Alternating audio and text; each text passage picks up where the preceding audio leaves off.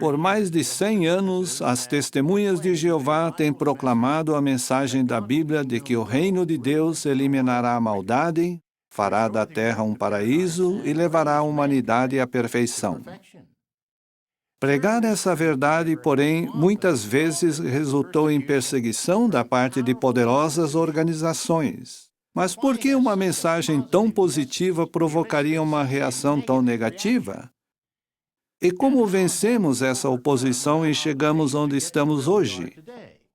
Esta é a história de um povo decidido a deixar a luz da verdade bíblica guiar sua vida sob qualquer tipo de oposição. Ao ver este vídeo, observe a determinação do servo de Jeová de estudar com diligência, pregar com zelo e servir a Deus fielmente. Esta não é uma simples história, é a sua história. É um lembrete de que Jeová Deus controla tudo e de que esta é a sua organização. É uma história que começa há mais de 6.000 anos. A história das testemunhas de Jeová.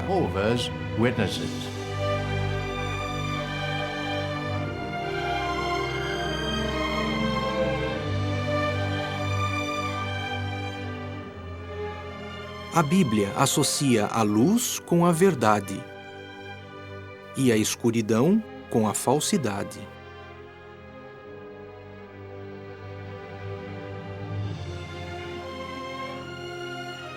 Quando Deus terminou suas obras criativas, não havia escuridão espiritual. Mas, depois que Adão e Eva pecaram, a sociedade humana passou a ficar sob o controle de Satanás. Pessoas más rejeitariam a luz. E qualquer um que buscasse a verdade sofreria oposição. Quando Jesus Cristo esteve na Terra, a luz da verdade brilhou intensamente. Todos que realmente o seguiram refletiram a luz que ele irradiou. Mas Jesus predisse que, após a morte de seus apóstolos, alguns cristãos se desviariam da adoração pura. O alcance dessa apostasia seria tão grande que os discípulos verdadeiros praticamente desapareceriam até a terminação do sistema de coisas.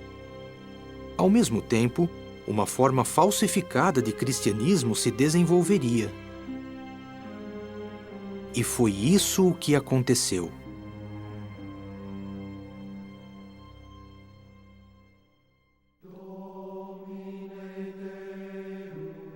Religiões que professavam ser cristãs desviaram-se dos ensinos de Cristo.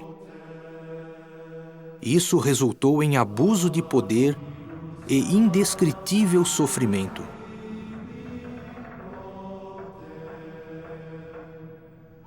Foi um período de profunda escuridão.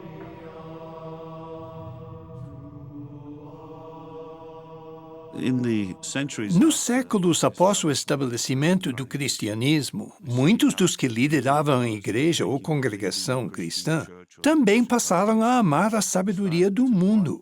Ideias que vieram de Platão e de outros filósofos gregos começaram a se infiltrar no chamado pensamento cristão.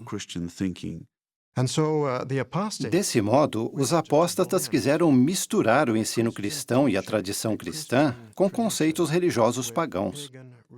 A ideia era tornar esses ensinos e tradições mais aceitáveis para os pagãos, para que eles se sentissem atraídos à religião cristã. Com o passar dos séculos, líderes religiosos apóstatas ofuscaram ainda mais a luz por impedir que a Bíblia fosse traduzida para outros idiomas além do latim, que a maioria não entendia. Ainda assim, em certos períodos dessa época de escuridão, houve pessoas que sentiam grande necessidade de ler e entender a palavra de Deus. Por exemplo, nos anos 1100, o comerciante francês Pedro Valdo providenciou que partes da Bíblia fossem traduzidas para a língua do povo. 2 séculos mais tarde, o sacerdote católico John Wycliffe destemidamente denunciou práticas antibíblicas da Igreja. Em 1382, a equipe de Wycliffe lançou a primeira tradução da Bíblia em inglês. Seus seguidores, conhecidos como lollardos, pregavam a mensagem da Bíblia a todos que quisessem ouvir. Em 1495, graças à invenção da impressão tipográfica, toda a Bíblia ou parte dela já havia sido impressa em 12 idiomas. Em pouco tempo, as pessoas já estavam lendo a Bíblia em seu próprio idioma. E algumas delas começaram a perceber que a Igreja havia se desviado da verdade. Nos anos 1500, homens como Huldrych Zwingli, Martinho Lutero e João Calvino pregaram a necessidade de se resgatar os princípios originais do cristianismo.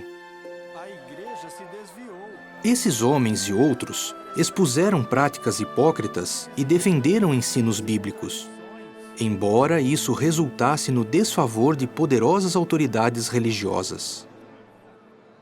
Alguns estavam dispostos a ser diferentes, mesmo sem ter pleno conhecimento. Mas essa posição resultou em perseguição. E por causa da perseguição, muitos transigiram, principalmente quanto à pregação. Apesar disso, em muitos países, nos anos 1600 e 1700, cada vez mais pessoas passaram a se interessar pela Bíblia. Na Inglaterra, muitos homens instruídos rejeitaram a doutrina da Trindade, considerando-a antibíblica. Entre eles, o cientista Sir Isaac Newton, o poeta John Milton e o químico Joseph Priestley. Além de rejeitar a doutrina da Trindade, Priestley declarou que o ensino da imortalidade da alma era falso. Para ele, os cristãos do primeiro século tinham a verdadeira fé, e qualquer desvio desse padrão de crença era uma deturpação do cristianismo. Suas opiniões provocaram uma forte controvérsia, tanto na Igreja como entre os governantes. Em 1791, uma turba destruiu sua casa e seu laboratório.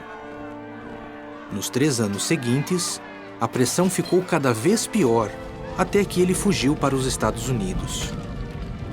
Muitos outros aderiram às suas ideias.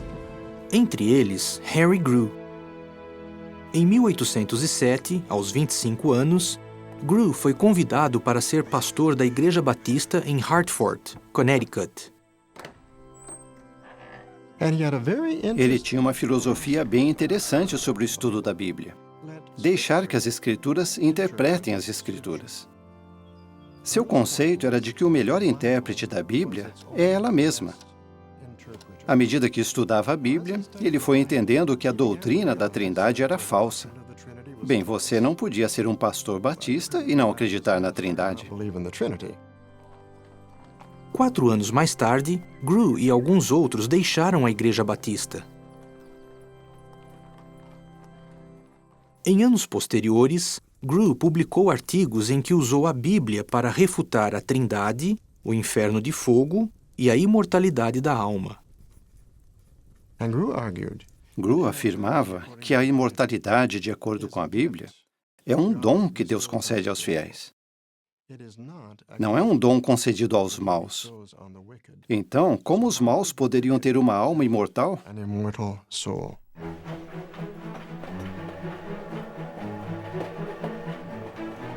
Um folheto de Grew sobre a imortalidade da alma teve efeitos de longo alcance.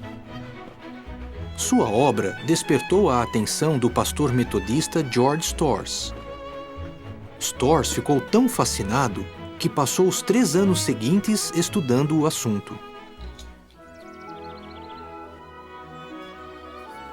As Escrituras são muito claras nesse ponto. Mas outros pastores metodistas não se interessaram pelo que ele havia descoberto. 18:4, que a alma que pecar, essa vai morrer. As diferenças entre o que a Bíblia ensina e o que ele era obrigado a ensinar como pastor metodista episcopal incomodaram tanto sua consciência que em 1840 ele acabou renunciando ao seu cargo. Em 1842, Storrs começou a publicar uma revista mensal intitulada Bible Examiner. Não muito tempo depois, ele conheceu Henry Grew pessoalmente. Os dois se tornaram grandes amigos e juntos realizaram debates contra os que defendiam a doutrina da alma imortal. Sim, e esse texto, Ezequiel 18:4, eu pensava que... Na opinião de George Storrs, para que todos os que vivessem durante o tempo da volta de Cristo tivessem uma oportunidade de ser salvos, seria necessária uma campanha mundial de pregação. Ele não tinha ideia de como algo assim poderia ser feito, mas, com fé, escreveu: Muitos, quando não conseguem entender exatamente como uma coisa será feita, a rejeitam, como se fosse impossível para Deus.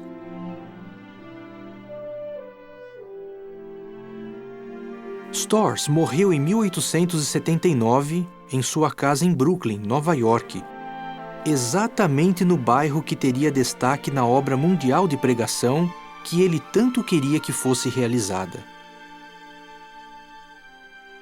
Estava pronto então o cenário para que surgisse luz na escuridão.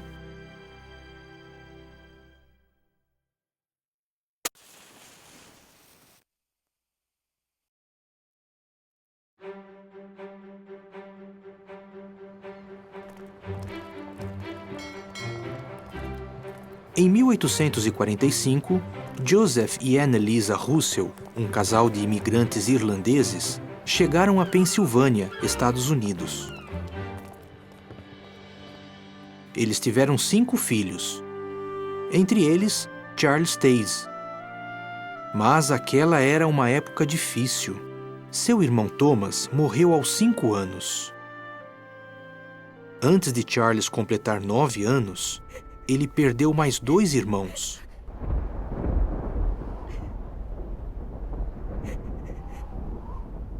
Depois perdeu também a mãe.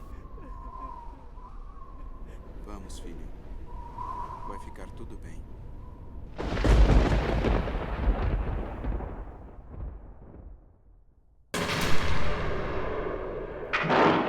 Naquele mesmo ano, 1861, os Estados Unidos se envolveram numa guerra civil que tirou a vida de 618 mil pessoas.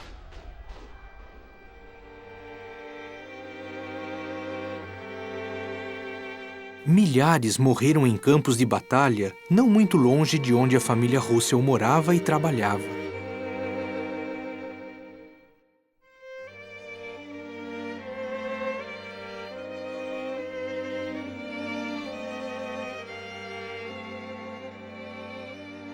Eles puderam ver em primeira mão a grande destruição que a guerra causa, o sofrimento, a morte.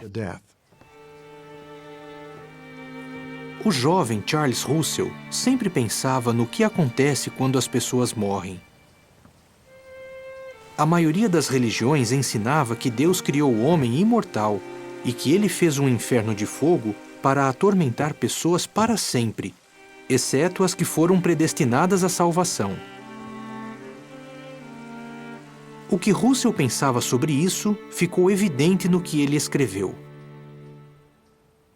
Um Deus que usasse seu poder para criar os humanos, prevendo e predestinando que seriam atormentados eternamente, não poderia ser nem sábio, nem justo, nem amoroso.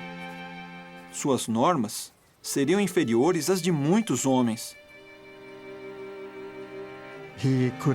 Ele não conseguia conciliar o ensino do tormento eterno com a descrição bíblica de um Deus amoroso. Ao examinar as crenças das grandes religiões e ver que ensinavam que os maus são atormentados eternamente, bem, ele simplesmente não conseguia aceitar isso.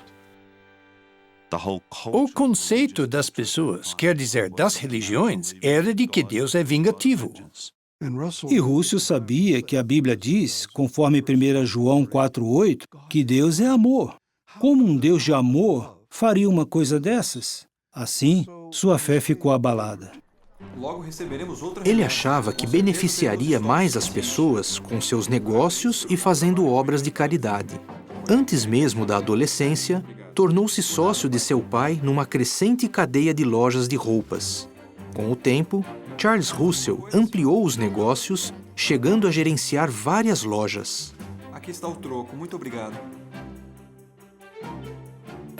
Aos 25 anos, ele possuía mais de 300 mil dólares, o equivalente hoje a 7 milhões de dólares.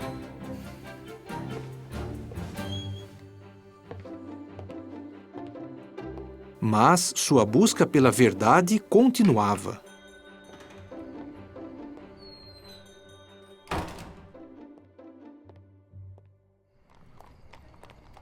Em 1869, aconteceu algo que reavivou sua fé.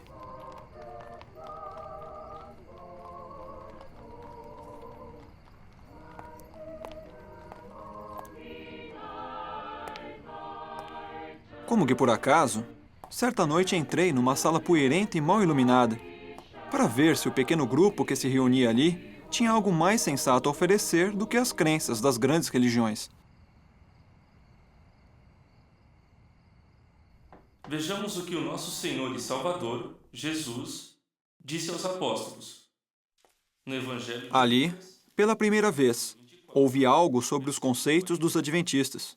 O pregador era o Sr. Jonas Wendell. ele lhes disse, estas são as Embora sua explicação bíblica não fosse inteiramente clara, foi o suficiente, sob a orientação de Deus, para restaurar minha abalada fé na inspiração divina da Bíblia. e nos salmos de mim estão escritos. Russell não havia se tornado ateu. Estava apenas desanimado. Para ele, era como se a verdade não pudesse ser encontrada. E aquele sermão foi suficiente para fazê-lo tirar sua velha Bíblia da estante e começar a cavar novamente em busca da verdade. E como já vimos, a palavra Trindade nem sequer aparece na Bíblia. Cheios de entusiasmo, Charles, seu pai, Joseph, e alguns conhecidos em Pittsburgh e Allegheny formaram um grupo para estudar a Bíblia. Eles escolhiam um assunto, consultavam uma concordância bíblica, examinavam todos os textos ligados ao assunto e daí anotavam suas conclusões. Então eles diziam, muito bem, isso é o que a Bíblia ensina. É nisso que nós vamos acreditar. Isso, a Bíblia é clara. Depois de 5 anos de estudo, o entendimento que esses homens tinham da Bíblia havia mudado consideravelmente. Seu estudo da Bíblia os fez chegar a importantes conclusões que desafiavam conceitos religiosos daquela época. Por exemplo, enquanto a maioria das religiões ensinava que o homem tem uma alma, Russell e seus companheiros concluíram que o homem é uma alma e que a alma pode morrer. E ao passo que as religiões da cristandade ensinavam que o Pai, o Filho e o Espírito Santo constituem uma pessoa, aqueles estudantes acreditavam que Jeová é um só Deus e não parte de uma trindade. Além disso, enquanto algumas religiões ensinavam que Cristo voltaria na carne e que a terra seria destruída, aquele pequeno grupo passou a entender que a volta de Cristo seria invisível, em espírito, para abençoar a humanidade obediente. Eles não ficavam filosofando ou simplesmente especulando. O que eles queriam mesmo era encontrar a verdade. E o fato de decidirem anotar suas conclusões mostrava que eles acreditavam que essa verdade existia. Nós só enxergamos a luz quando é o tempo de Jeová revelar a luz. Aquele era o tempo de Jeová começar a conduzir seu povo da escuridão para a maravilhosa luz.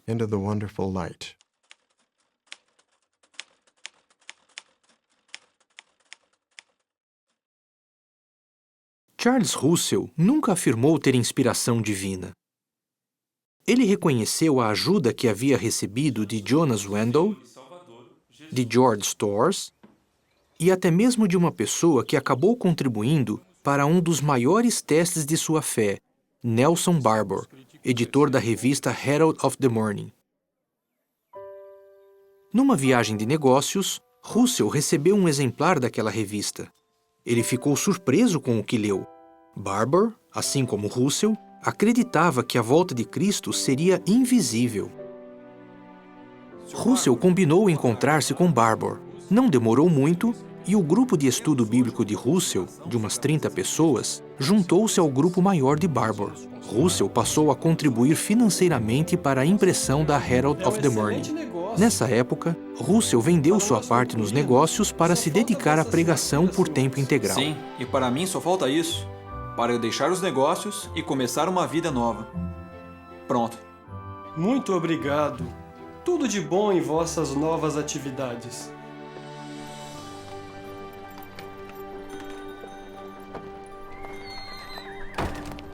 Russell estava convencido de que a presença do Senhor era de máxima importância.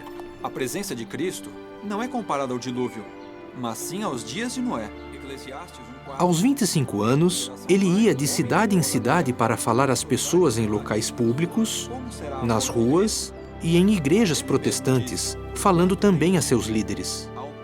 Ele não queria formar uma nova religião. Para ele já havia bastante denominações. Ele apresentava os ensinos bíblicos básicos aos clérigos e os incentivava a estudar o assunto e pregar isso de seus púlpitos. Mas é claro que eles riam e zombavam dele, e tudo continuava do mesmo jeito. Assim, Russell concluiu: bem, alguém tem de pregar essas verdades. E então ele usou seu tempo e suas energias para isso.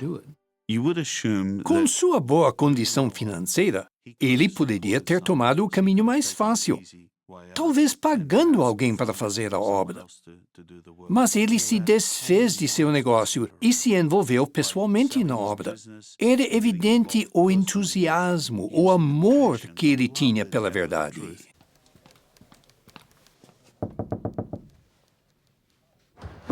Correspondência, Sr. Russell. Obrigado. Depois de 2 anos de parceria com Nelson Barbour, surgiu uma controvérsia que testou a lealdade de cada membro do grupo de estudo da Bíblia. Barbour escreveu um artigo para Herald rejeitando o ensino de que a morte de Cristo poderia resgatar pecadores. Embora professasse crer no resgate, Barbour escreveu que a ideia de que Cristo, com sua morte, pagou pelos pecados da humanidade era antibíblica e totalmente incompatível com o nosso conceito de justiça. Russell, seu jovem coeditor, não concordou com isso. Por meio das páginas da Herald, Russell não mediu esforços para defender essa verdade bíblica. Por mais desagradável que seja para mim, sinto-me na obrigação de discordar de um artigo escrito por meu irmão sobre esse assunto. Não faço essa objeção com o objetivo de criar debates, mas porque acredito que a doutrina que foi atacada no artigo é um dos ensinos mais importantes da Palavra de Deus. Jesus Cristo, pela graça de Deus, provou a morte por todos os homens. Na Herald, Barbour contra-atacou. Eu digo que essa teologia é falsa e que tal justiça vai totalmente contra o princípio do que é certo e errado. Decepcionado por Barbour não aceitar esse ensino bíblico, Russell pediu-lhe em particular que se demitisse ou lhe vendesse sua parte da revista. Embora eu ainda o considere um irmão em Cristo, os pontos de divergência me parecem tão fundamentais e importantes que não mais existe total harmonia entre nós. Acho que nossa parceria deve acabar. Depois de alguns meses de controvérsia, o grupo de Russell se separou do de Barbour. Por fim, Russell cortou todos os vínculos com a Herald of the Morning. Russell percebeu que não restabeleceria a fé abalada daquele homem, melhor dizendo, sua falta de fé. Então, entendeu que era a vontade do Senhor que ele publicasse outra revista, A Torre de Vigia de Sião e Arauto da Presença de Cristo. Primeiro número em inglês, julho de 1879. No mesmo ano em que Thomas Edison patenteou a luz elétrica, Charles Russell, de simples estudante da Bíblia, passou a ser editor de sua própria revista. Começava uma nova era de iluminação, tanto literal como espiritual.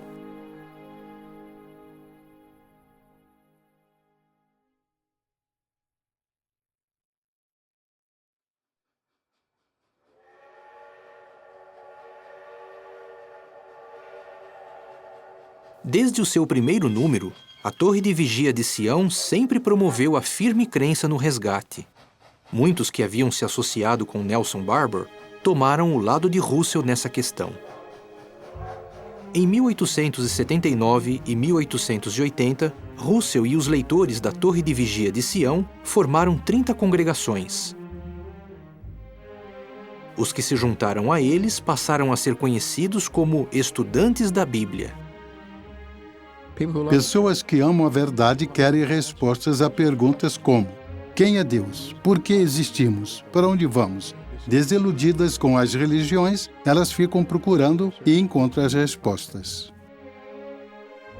Russell e outros cristãos dedicados fundaram uma sociedade bíblica sem fins lucrativos, visando uma distribuição mais ampla de publicações bíblicas em vários idiomas. Desde o início, eles decidiram que nunca se pediria dinheiro em suas reuniões. A obra sempre seria mantida por donativos. Com a comemoração anual da morte de Cristo, surgiram oportunidades de realizar grandes congressos. Com o tempo, esses passaram a ser realizados regularmente. Nesses eventos, sempre havia batismos cristãos.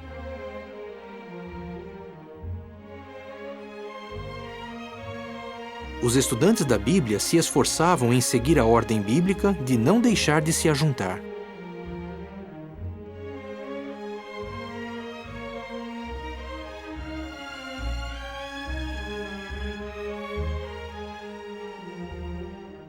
Outra provisão que visava encorajar o pequeno, porém crescente, número de estudantes da Bíblia surgiu em 1894. Representantes viajantes, chamados peregrinos, eram enviados para realizar reuniões e ajudar as recém-formadas congregações.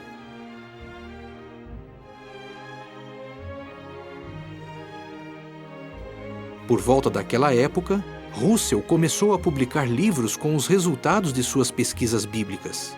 Ao todo, foram 6 volumes. Esses livros vieram a ser conhecidos como Estudos das Escrituras. À medida que liam esses livros, as pessoas sentiam-se motivadas a falar a outros sobre o que aprendiam.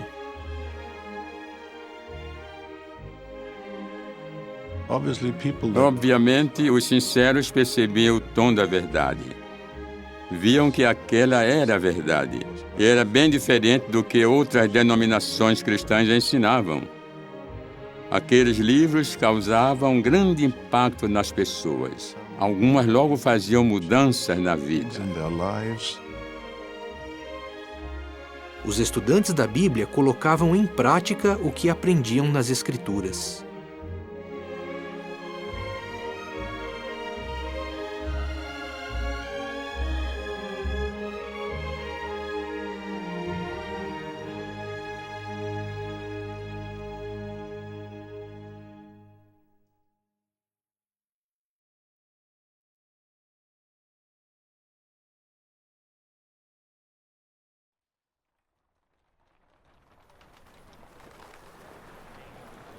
Em 1881, o artigo Precisa-se de 1000 pregadores convidou os leitores da Torre de Vigia de Sião a participar na distribuição de publicações bíblicas.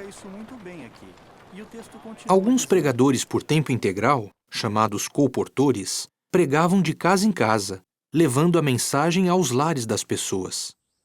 A Torre de Vigia de julho de 1881 lembrou os leitores de que todos os cristãos verdadeiros têm a responsabilidade de pregar. Assim como toda testemunha de Jeová hoje, eles sabiam que aquela era a verdade e falavam dela às pessoas à sua volta. Em 1899, a Torre de Vigia de Sião propôs um novo método de pregação: entregar publicações às pessoas quando saíssem das igrejas aos domingos. Por um tempo, Russell tentou falar com os líderes religiosos. Então percebeu que não conseguiria mudar aqueles sistemas eclesiásticos, mas que era mais importante falar sobre a verdade diretamente com as pessoas. Imagine a reação delas ao sair da igreja. Você vai a uma igreja tradicional e ouve a pregação de alguém que, na sua opinião, é instruído e sabe o que está falando. Daí, ao sair, lá estão pessoas simples tentando transmitir-lhe algo sobre a Bíblia. Nossa obra nunca teve por objetivo criar controvérsias, mas sim atrair a atenção das pessoas à mensagem. Havia controvérsias porque os irmãos estavam lá, estavam pregando. Aqueles folhetos expunham que as religiões haviam se desviado dos ensinos bíblicos e deixavam os clérigos da cristandade furiosos. Isso acabava afetando o dinheiro que entrava em muitas igrejas. Porque quando as pessoas viam a verdade e percebiam que as religiões lhes tinham ensinado mentiras, elas se afastavam das igrejas e deixavam de apoiá-las. Em 1903, o Carnegie Hall, em Pittsburgh, foi o palco de um debate de 6 dias. Ephraim Eaton, pastor de uma igreja metodista episcopal e representante de uma aliança de clérigos protestantes, tinha um só objetivo: pôr fim à influência de Russell, especialmente com respeito ao que ele ensinava sobre a condição dos mortos. O que eles queriam era expor Russell como um impostor, que não sabia nada da Bíblia e que não estava qualificado para ir à tribuna e pregar sobre assuntos bíblicos. Russell se saiu muito bem em apresentar seus argumentos e esclarecer verdades bíblicas, mostrando que conhecia bem as Escrituras. As pessoas puderam ver não só a diferença entre os dois, mas também que as verdades da Bíblia eram claras em muitos daqueles pontos. Conta-se que um clérigo que tinha ido lá para apoiar Eaton falou depois para Russell: "Estou contente de vê-lo apontar a mangueira contra o inferno e apagar o fogo." No dia seguinte a cada debate, o jornal da cidade publicava-o na íntegra. Daí os irmãos tiveram uma ideia. E se o irmão Russell publicasse um sermão toda semana nos jornais simultaneamente? Então eles telegrafavam sermões para todos os jornais nos Estados Unidos, Canadá e até mesmo alguns países da Europa. Os sermões de Russell saíam em 2.000 jornais, alcançando 15 milhões de leitores. A mensagem se espalhava rapidamente, mas os estudantes da Bíblia estavam decididos a levá-la a todas as partes da Terra. Para isso, Russell planejou uma campanha ainda mais intensiva. Até 1908, a obra tinha sido organizada na cidade natal de Russell, Allegheny, que hoje faz parte de Pittsburgh, Pensilvânia. Mas, para realizar uma obra mais extensa, de alcance internacional, a sede, conhecida como Casa da Bíblia, era pequena demais. Em 1908, Russell enviou Joseph Rutherford e outros irmãos a Nova York para adquirir um local mais adequado para a sede. O local recebeu o nome de Betel, que significa Casa de Deus. Os que moravam ali passaram a ser chamados Família de Betel. Todos eram voluntários, trabalhando arduamente para que a luz da verdade bíblica brilhasse em toda a terra. Em 1891, Russell e alguns associados já viajavam a outros países para ajudar as pessoas em sentido espiritual. Gostaria que nossa pregação tivesse alcance mundial. Numa viagem de mais de 27.000 quilômetros, eles foram à Europa, à Ásia e à África. Com aquela viagem, eles perceberam a necessidade de produzir publicações em vários idiomas. Depois que Russell visitava um lugar, logo surgiam grupos de estudantes da Bíblia. A obra passou a ser internacional. De 1909 a 1912, Russell se empenhou ainda mais pela obra, viajando pela Europa, pelo Oriente Médio e, por fim, ao redor do mundo.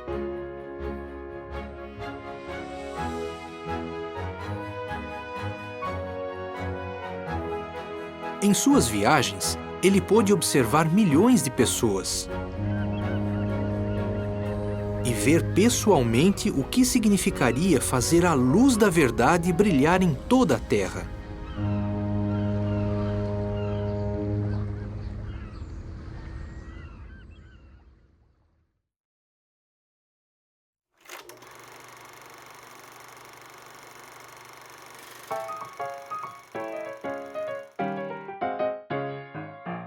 Em 1914, havia cerca de 5.000 estudantes da Bíblia pregando em 68 países.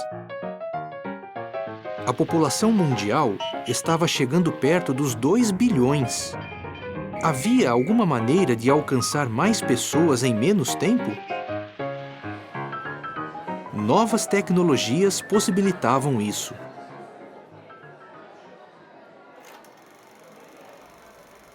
The photogrammar of creation is presented by the IBSA, the International Bible Students Association.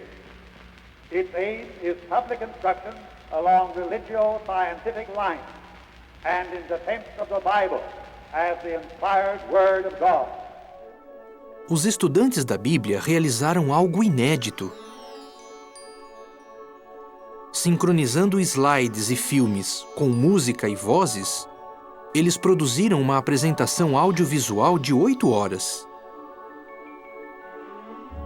A ideia era mostrar o desenrolar do propósito de Deus desde o início da criação da Terra até o reinado milenar de Cristo. As exibições eram feitas em sessões de 2 horas em 4 noites seguidas. A primeira parte apresentava cada um dos dias criativos,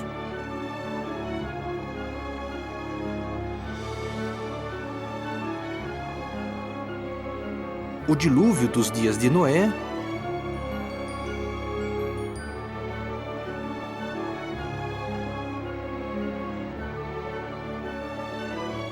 e a fé de Abraão. A segunda parte continha cenas dos tratos de Deus com o Israel antigo. Desde o êxodo do Egito até o reinado dos reis de Judá.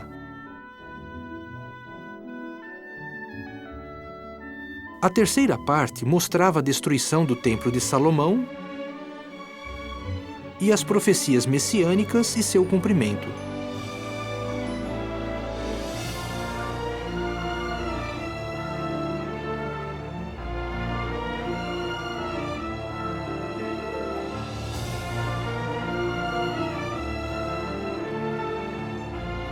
Na quarta parte, os espectadores viam a história do aumento do cristianismo, a perseguição que os primeiros cristãos sofreram e as enormes populações que ainda teriam de ser alcançadas com a mensagem do reino.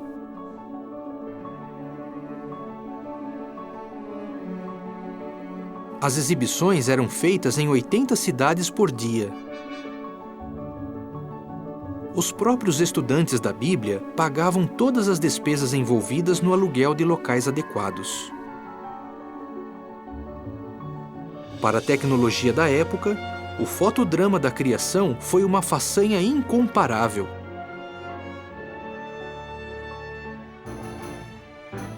Ainda levaria uma década para que um filme comercial de longa-metragem tivesse música, vozes sincronizadas e cenas em cores.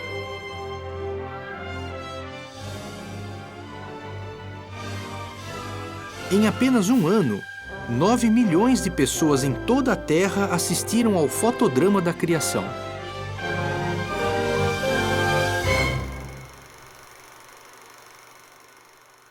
E muitas delas ficaram convencidas de ter encontrado o caminho da crescente luz.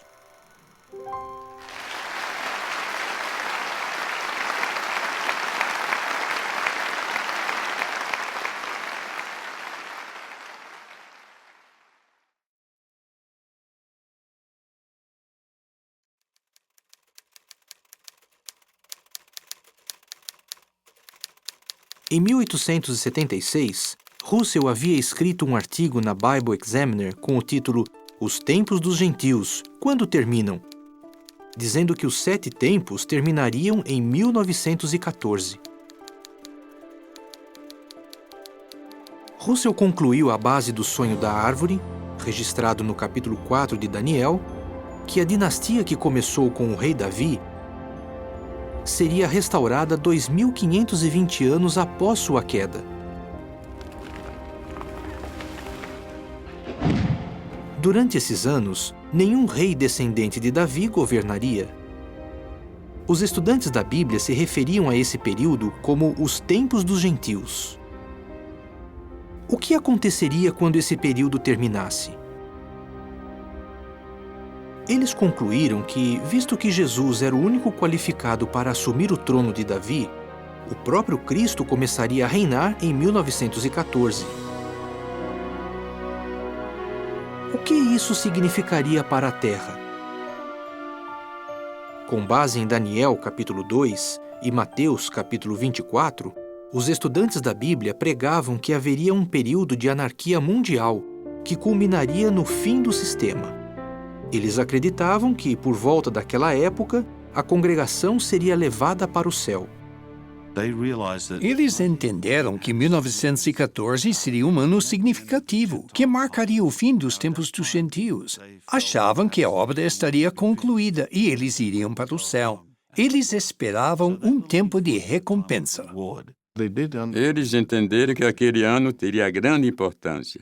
Pensavam que 1914 marcaria o início do julgamento do mundo, ou o Armagedon. Mas as pessoas em geral esperavam um futuro diferente. Muitos que escreveram sobre a primeira metade de 1914 disseram que aquela época foi de excepcional tranquilidade, uma época muito promissora. Na opinião de alguns analistas, nunca havia existido condições tão favoráveis à paz mundial como em 1914.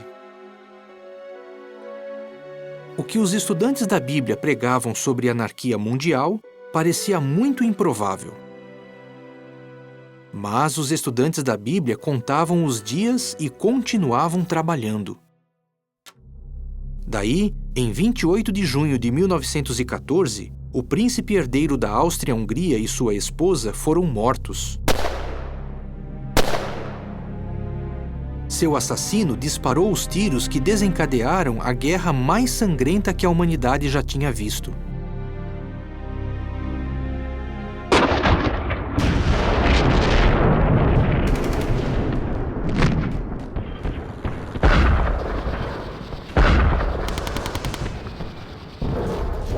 Toda noção de tranquilidade caiu por terra à medida que uma nação após outra se envolvia na Grande Guerra.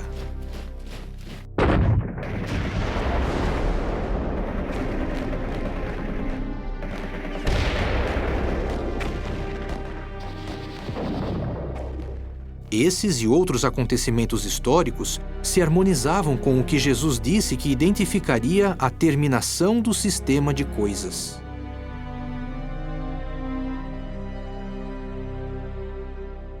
Quando estourou a Primeira Guerra Mundial, ficou provado que os estudantes da Bíblia estavam certos. Isso fortaleceu sua fé na Bíblia e aumentou sua confiança de que Jeová estava usando Russell e seus companheiros para divulgar a verdade. Apenas observar o sinal que Jesus deixou já bastaria, mas o mais significativo é eles terem apontado aquele ano específico. Isso é extraordinário.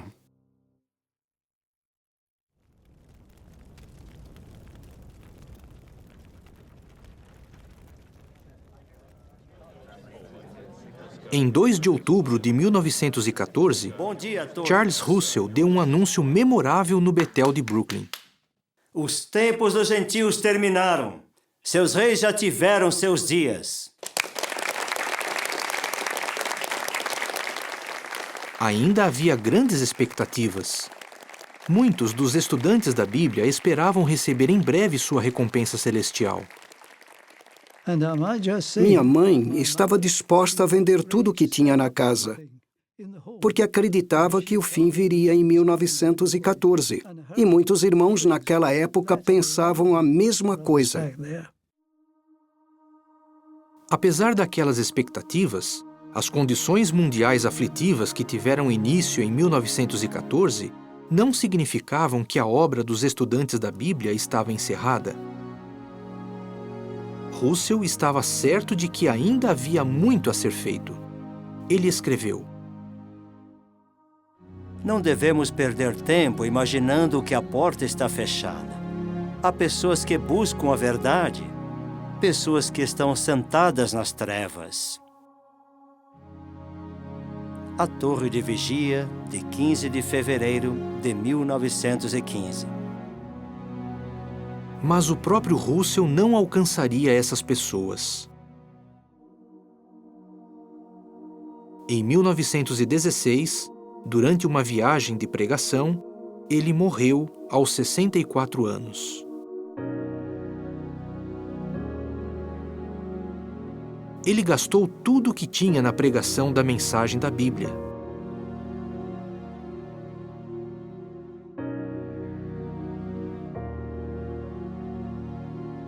Embora a maioria dos estudantes da Bíblia continuasse estudando as Escrituras e pregando sua mensagem, alguns simplesmente não conseguiram superar suas decepções.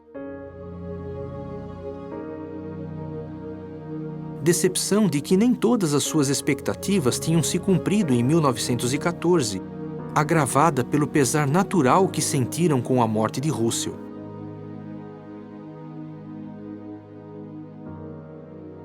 Foi um grande choque, porque eles estavam acostumados com a liderança de Russell e achavam que ele continuaria na liderança até que o Senhor viesse e levasse todos eles para o céu. Por um tempo, eles simplesmente não sabiam o que fazer. Estavam abalados demais, sem saber como ir em frente.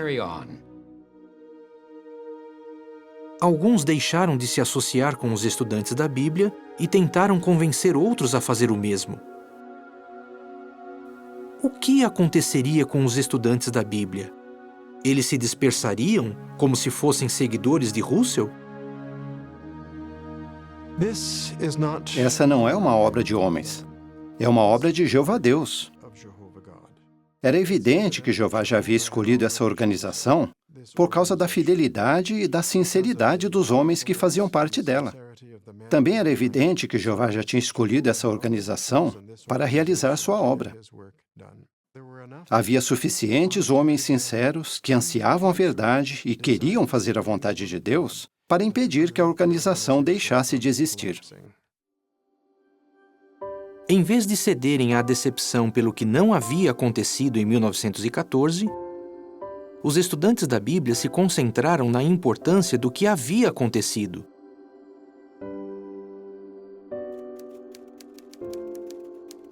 A Guerra Mundial e suas consequências se tornaram os acontecimentos que abalaram o mundo, conforme Russell tinha anunciado quase 40 anos antes. Os estudantes da Bíblia entenderam que a presença de Cristo havia iniciado em 1914 e que já estavam vivendo nos últimos dias deste mundo.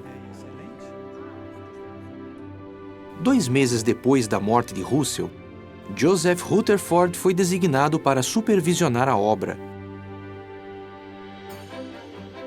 Rutherford era um companheiro achegado de Russell. Viajava com ele e falava em sua defesa. Assim como Russell, acreditava que as boas novas precisavam ser pregadas. Ele era dinâmico e não se deixava intimidar. Mas nem todos gostavam dessas características, mesmo alguns dos estudantes da Bíblia. O irmão Rutherford era totalmente diferente do irmão Russell. Ele tinha um jeito brusco e falava a verdade, mesmo que isso ofendesse alguém. Acho que isso foi um grande teste para os irmãos, porque eles estavam, na verdade, adorando a criatura, mais do que o Criador. Rutherford providenciou que as anotações de Russell para o 7º volume de Estudos das Escrituras fossem compiladas num novo livro, O Mistério Consumado. Quando o livro ficou pronto, Ele pediu que colocasse um exemplar em cada lugar à mesa no refeitório. Assim, quando a família de Bethel chegou para a refeição, todos receberam o mistério consumado. Alguns estavam bem curiosos e entusiasmados se perguntavam sobre o que o livro falava. Mas já havia um clima tenso na família, porque alguns dos irmãos responsáveis pela obra tinham um certo rancor do irmão Rutherford. Alguns deles tinham planos ambiciosos. Então eles aproveitaram a ocasião para lançar acusações contra o irmão Rutherford, por ter decidido publicar o livro sem consultá-los ou informá-los disso. O resultado foi cerca de 5 horas de acusações infundadas contra o irmão Rutherford. Segundo o irmão Macmillan, naquele dia a família quase não comeu e saiu muito triste do refeitório. Mas o livro O Mistério Consumado atraiu a atenção das pessoas em geral. De início, os irmãos planejaram distribuir quase 100 mil livros, mas em pouco tempo foi necessário imprimir mais de 850 mil exemplares. O clero detestou o livro. Ele expunha seus ensinos e práticas antibíblicos e publicamente os condenava por seu envolvimento na guerra. O clero contra-atacou. Aproveitando-se do fervor patriótico do tempo de guerra, eles acusaram falsamente os estudantes da Bíblia de sedição, espionagem e traição, e instigaram o governo dos Estados Unidos a parar sua obra. Em 8 de maio de 1918, Joseph Rutherford e 7 de seus associados foram presos.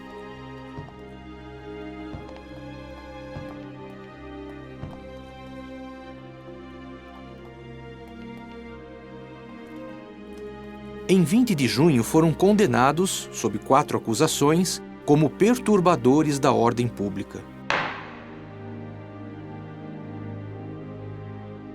Em 4 de julho de 1918, Rutherford e seus associados foram transferidos para a penitenciária federal em Atlanta, Geórgia. A sentença? 20 anos de prisão para George Fisher, Hugh Macmillan, Robert Martin, Frederick Robinson, Joseph Rutherford, William Van Amberg,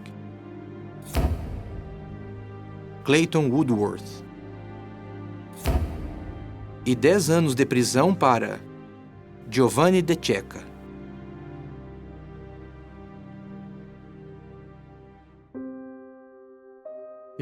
Serem mandados para a prisão foi um grande choque para eles. Tinham feito alguma coisa que não deviam, o Senhor estava descontente com eles ou estava apenas permitindo aquilo. Eles simplesmente não sabiam. O diabo incita as pessoas a se oporem a nós de modo direto ou indireto. Essa acusação de sedição muitas vezes é usada contra o povo de Jeová. É só mais uma tática. Aqueles irmãos, com certeza, não estavam se opondo ao governo do país. Em 26 de agosto de 1918, a sede em Brooklyn foi fechada. As atividades foram transferidas para Pittsburgh. Para os clérigos, a voz dos estudantes da Bíblia havia sido silenciada.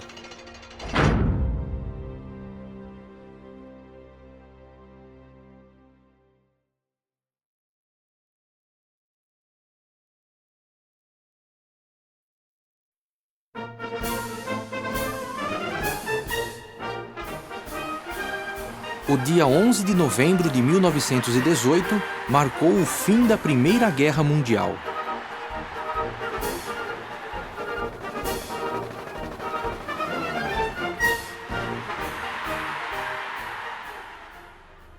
Prisioneiros de guerra estavam sendo libertados.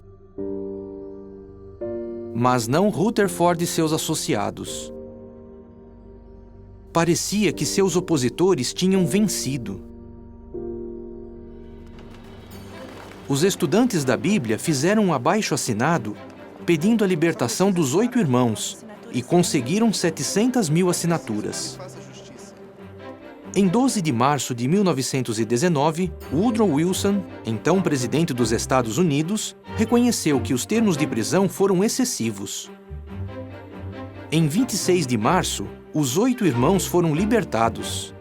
Mais tarde, as acusações foram retiradas. Mas o Senhor estava preparando os irmãos para o futuro. Haveria uma batalha com o mundo político, religioso e comercial.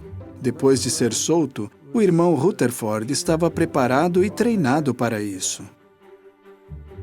Ao serem soltos, os irmãos estavam cheios de zelo. Dentro de 6 meses, a sede voltou para Brooklyn e foram feitos preparativos para um congresso em Cedar Point, Ohio. Foi nesse congresso que foi lançada outra revista, A Idade de Ouro. Seu objetivo? Explicar o significado dos acontecimentos mundiais e dar esperança de que haverá uma solução para todos os problemas. Rutherford e seus associados tinham acabado de sair da prisão. Em apenas poucos meses, eles organizaram aquele congresso magnífico e anunciaram o lançamento de mais uma revista, A Idade de Ouro. Foi algo realmente inacreditável. Praticamente tudo estava parado. Daí, de repente, tudo ia a pleno vapor. Em 8 de setembro de 1922, outro congresso foi realizado em Cedar Point. Ali, Rutherford proferiu o que viria a ser talvez seu discurso mais famoso. Acreditam que o Rei de Glória começou a reinar? Sim! Então voltem ao campo. O mundo precisa saber que Jeová é Deus e que Jesus Cristo é Rei dos Reis e Senhor dos Senhores. Este é o dia de todos os dias. Vejam, o Rei já reina. Vocês são seus agentes de publicidade. Portanto, anunciem, anunciem, anunciem o Rei e seu reino.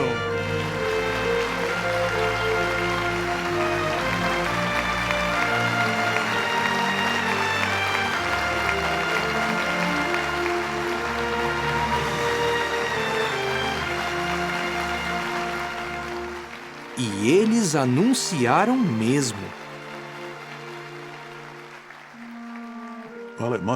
Eles devem ter ficado apreensivos ao verem que o mundo era o seu território e que havia uns poucos milhares para fazer a colheita. Mas sabiam que a obra cresceria, porque Jeová os ajudaria e outros se juntariam a eles. Podemos imaginar alguém lá se perguntando: como será que vamos conseguir fazer isso? E seria razoável fazer essa pergunta. Mas eles não estavam preocupados, pois tinham plena confiança em Jeová. Depois daquele discurso, nossa principal preocupação era que tínhamos algo a fazer e que precisávamos terminar a obra que nos havia sido confiada. Estávamos concentrados em continuar nosso trabalho e cumprir nossa comissão como servos de Deus aqui na Terra. Os irmãos tinham muita fé. Eles não entendiam bem quais seriam os resultados, mas sua confiança em Jeová era: vá e faça o trabalho e deixe que Jeová cuide do resto. Como outros antes deles, aqueles estudantes da Bíblia tiveram a coragem de abandonar crenças falsas. Mas eram diferentes, porque permaneceram unidos e se recusaram a parar de pregar, mesmo diante de forte oposição. Por causa da sua perseverança, eles continuaram a sentir a grande alegria de terem saído da escuridão.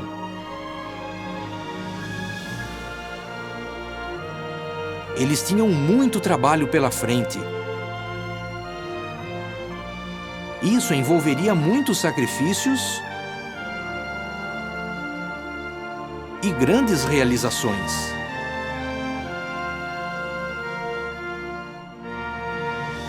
Mas sua fé em que Cristo havia começado a reinar e sua gratidão pela orientação e pelo apoio de Jeová lhes deram a coragem que precisavam para deixar a luz da verdade brilhar em toda a terra.